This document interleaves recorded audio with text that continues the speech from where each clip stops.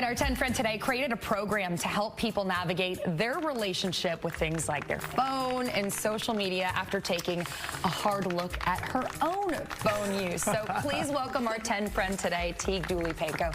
Thank you so much for being here. So the book is The Social Media Detox. Yes, That's a scary proposition for a lot of folks. I get it. It is really scary, but I think when you think about doing a social media detox, I always tell people, think about the things you could gain, because you could gain a lot from doing a social media detox. Don't think about what you could be missing for 14 days, which, by the way, we can do anything for 14 days.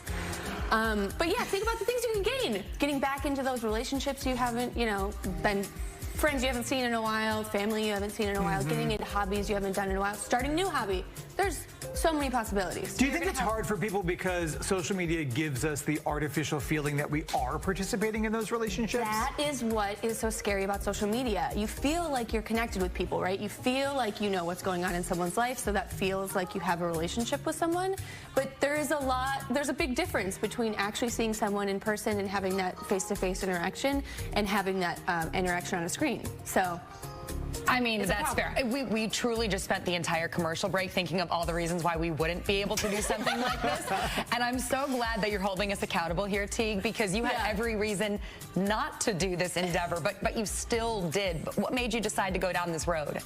I wanted to because I realized I had a problem. I was using social media as a form of validation, and I really, truly, at one point, cared so much more about what people online thought of me than what my real friends thought of me. And that's when I was like, I have a problem. And also, I was like planning things in my life based on what it would look like on social media. I'd be like, do I want to go on this trip? I don't know. What would that look like on Instagram? And then I was like, you know what? This is getting unhealthy. I needed to step back, be more mindful. So that's why I made this thing. It's funny when you say that, because I think that some people will be like, oh my gosh, I would never do that. But look for those cues of what you do actually do. Right. For example, like I know folks who would say, oh, we got this, but let me wait to post until later today because I know my engagement is higher at 8 o'clock at night than it is at noon when everybody's at work. Like all of those little things. Yeah. The difficulty, though, and I think that Hannah and I fall into this category because of our jobs, but I would imagine that most people always have that thing, right? Yes. For us, maybe it's work. For a parent, maybe it's I want to keep in touch with my kid's school. Like, how do you overcome what seems like the big obstacle, the legitimate reason why you say, okay, I can't give it up? Absolutely. I think that's all about compartmentalizing your use, right? So like you guys, you are on this, you need to be on social media for your jobs, but even people who work in sales, they work on LinkedIn a lot and they want to be available to their clients, or people that work in real estate, a lot of their business comes from online.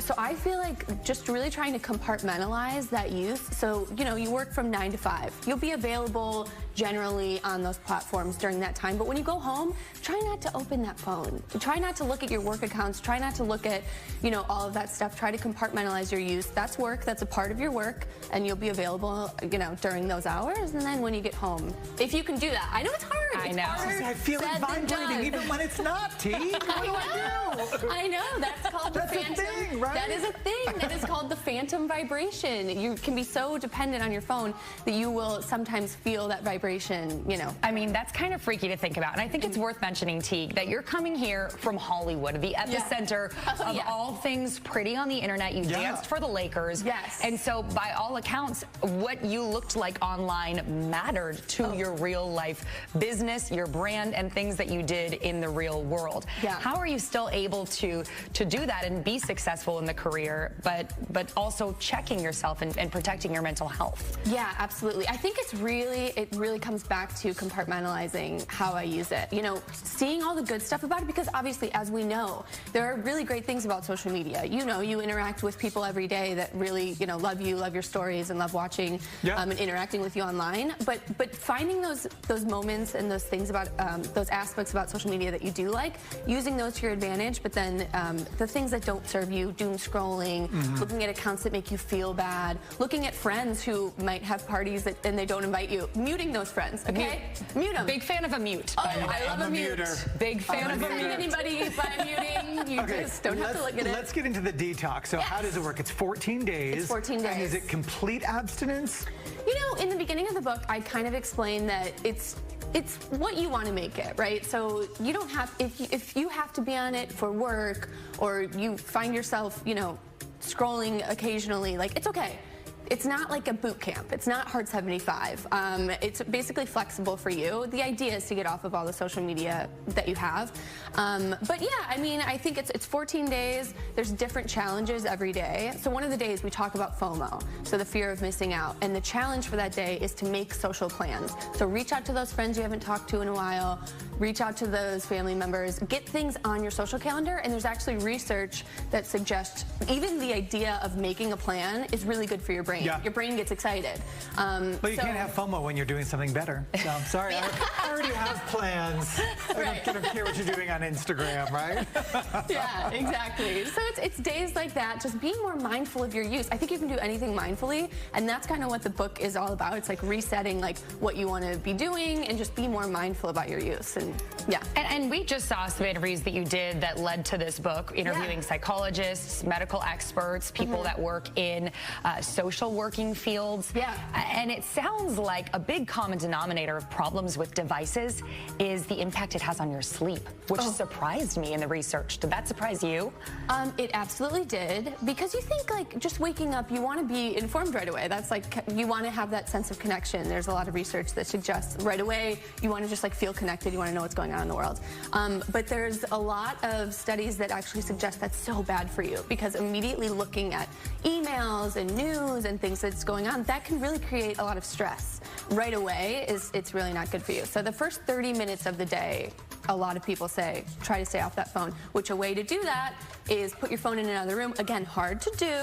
Put your phone in another room and have an actual alarm clock, old school, and then use that, and then 30 minutes later, you know, look at your phone. Because if you have your phone as your alarm, it's too easy to just pop over to Instagram, no, for sure. think you're going to be on for 1 second. Well, even just the proximity effect, right? Of knowing that my phone is right there on my nightstand, within arm's reach. I mean, if I feel it vibrating in my pocket, it kind of glows, right? While it's sitting there on the nightstand. Okay, let me ask you this. No shade to these people, but no shade.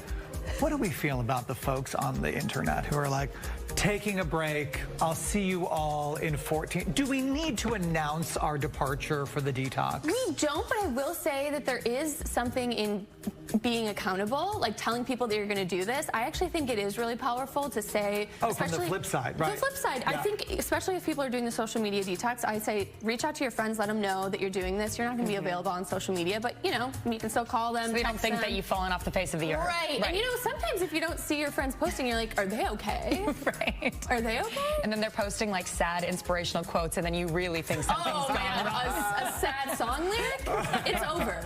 No questions. All right, you can buy Teague's book. I think it's available on Amazon, right? And we'll have a link to the social media detox. I do like how plain the marketing is, by the way. The design of this is really cool. Distractions. Out your life. We'll have a link on our website at fox4news.com. I was going to say, we're going to tell people to go to your Instagram to learn more.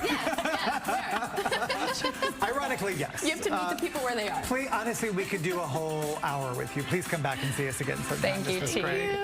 Thank you. All right, coming up next, Peeps is teaming up with a Texas-based